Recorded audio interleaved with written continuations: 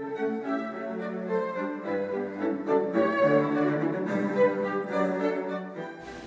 request was that I tell a little bit about how we see Loudoun County from our point of view. We see the county as probably the most vibrant, from an economic development standpoint, county in the United States. We have our geography at 540 square miles is almost evenly divided by Route 15 between a marvelous pastoral landscape layer and rural cultural and agricultural layer, and on the east with the higher density commercial, retail, even metropolitan layer. You can't find balance like that where you go. Where it's really accessible, 15 or 20 minutes either direction. That 60% of our workforce, age 25 to 55, has a bachelor's degree or higher in education. That makes us very attractive for advanced manufacturing, pharmaceutical manufacturing, looking over the horizon, the kind of things we're going for. It's no surprise that it already has made us very, very attractive to telecom, information, communications technology, data centers. Hardly anybody realizes that Loudoun County, actually the little intersection of Wax Pool and Loudoun County Parkway, is the highest concentration of data center square footage and computing power in the United States. We've got a phenomenal array of access with these layers that we just described. We have, with the internet and bandwidth, you have access to the global economy that's unmatched by some sovereign countries. With the road systems that we have, and everybody complains about transportation, but honestly, we have it pretty good. So if you take a look at the matrix of interstates around us, 95 on the east, 81 on the west, we have 66 to the south, we have 70, 270, and then 76 to the north. We have we don't think about our rail infrastructure, but we're actually really, really close to the two rail arteries. The Norfolk Southern system goes straight up into the Virginia inland ports, and that's like 39 miles away over in Front Royal. And just north of us, right across the river from Brunswick to Hagerstown, you've got the CSX system. The latter system is the heartland, and the lower system is the nation's gateway. Those are the two biggest rail arteries in the country. They're all fed by Virginia International Terminal down in Portsmouth, and we are 3 hours away by a rolling truck from putting a container on a ship or taking a container off of a ship and having raw goods by slow boat, cost-effective slow boat, reach anywhere in the world. Portsmouth has got a 50-foot draft with budgeted funds to do 55 feet, which means that every single one of the new post-Panamax ships, after they finish retreading the Panama Canal, Portsmouth is the only port on the East Coast they'll be able to harbor in. And so we're sitting on top of a nexus of an amazing supply chain, advanced logistics infrastructure. And nobody talks about it. They talk about data this and internet. We've got 900 internet service providers. That. We talk about the access to Congress, not the access to world markets. We talk about access to cultural activities in the metropolitan environment and access to the Blue Ridge Mountains and beyond for our rural recreation. But we really are overlooking one thing that I want people to think about. We are sitting on top of all those amazing things, but the advanced logistics infrastructure that we are at the hub of is a very critical component for our future. The Department of Economic Development is one of the most entrepreneurial cultures I have ever been in. It's frankly amazing that this resides inside of a government. Astounded me.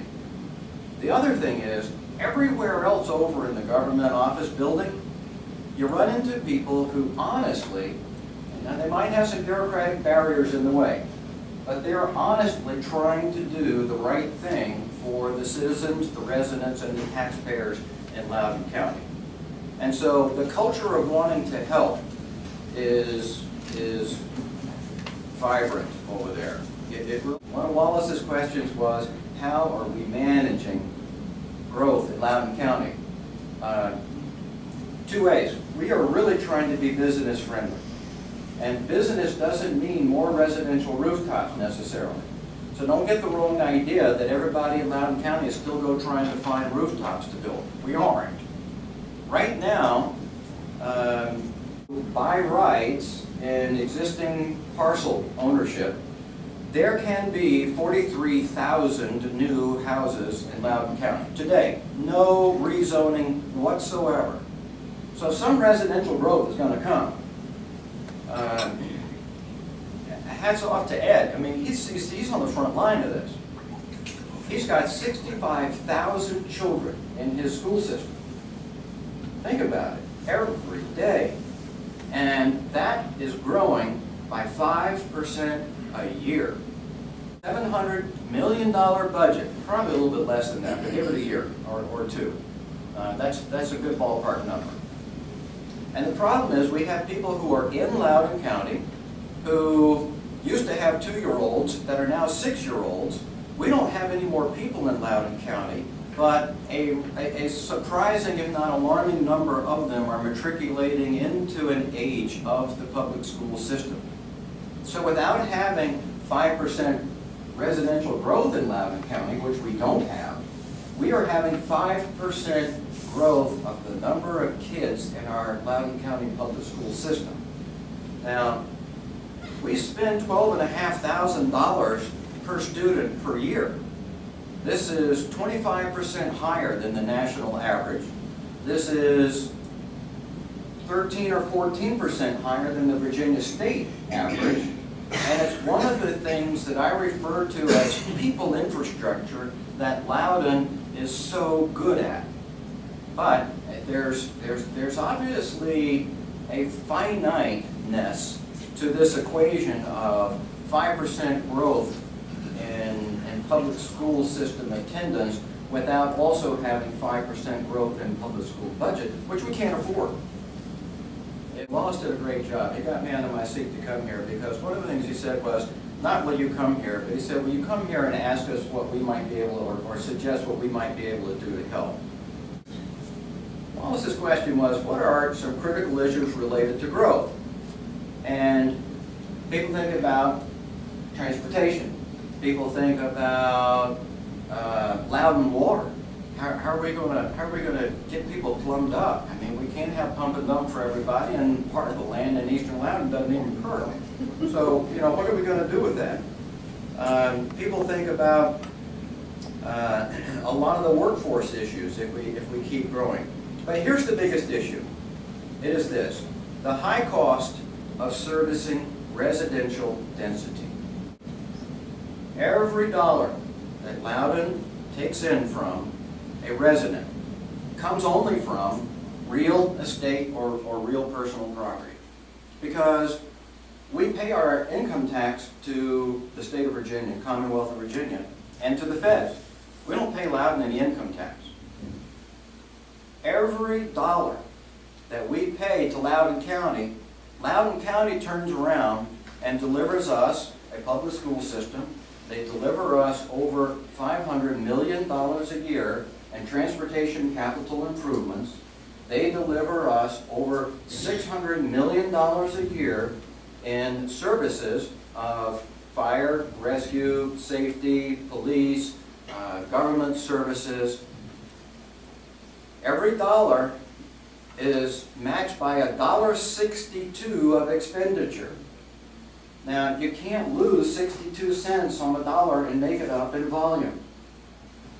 We have got to get to a point where the commercial tax base comes up to subsidize the people's infrastructure so that the great people are attracted here and stay here, and the business that pays 6% commercial gross revenue tax over to the county then puts out all of these services that attracts the best workforce and the best residents in the world, and then, by golly, those people are here for that company to hire for its competitive success.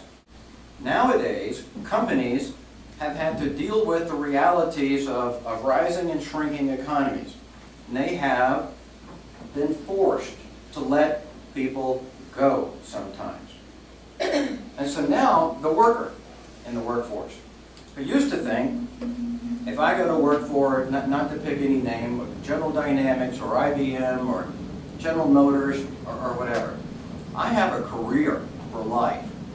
And that company could say, like the company said to Bob's son, you got to go to San Francisco. Okay, I got a job for life. I'll go. I'm for the company. Well, nowadays, the businesses, they can't afford to do that. The hard reality is that a job is a job. It's almost a gig.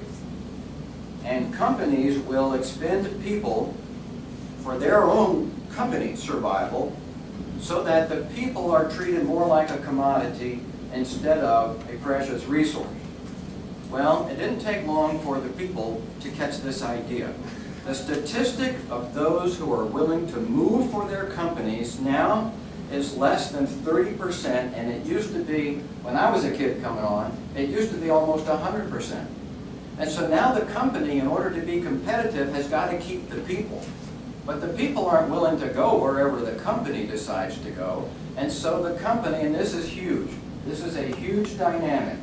The company has got to go where the people are. It can be responsive to its customer with technology 24/7. The company has to go where the people are and be sticky with its people. That's how they're going to be competitive in contract performance. Well, the people are in Loudoun County. And the people with education, 60% college degree or more, are in Loudoun County. And the people who are successful in their work and in their careers, with a median household income of $119,000 leading anywhere else in the United States, are in Loudoun County. And the people who love it here because they've got a terrific school system that spends 25% more on their kids than most other places in the country does, that's in Loudoun County. And the ability to have easy access to Washington, D.C. or the Blue Ridge Mountains, that's in Loudoun County. So what I see is this. Without any more rooftops, we can bring companies to Loudoun County, and they will be more of our standard go-to ICT data centers, government contractors, and they will become increasingly the new wave that we are attracting and going after are advanced manufacturing, who need that skilled workforce, but they also need to sit on top of our logistics infrastructure. Things like generic pharmaceutical manufacturing, things like medical device manufacturing. We're even looking very, very hard at agricultural, industrial product manufacturing. So we're not taking any status quo. My job is to take $332 million of commercial tax-based portfolio and turn it into $650 million of tax-based portfolio by 2018. So how can you help? Tell everybody you know that this is a great place to do business. And if you find the answer to my dreams, which would be a single company with $10 billion of top-line revenue and no employees, tell me.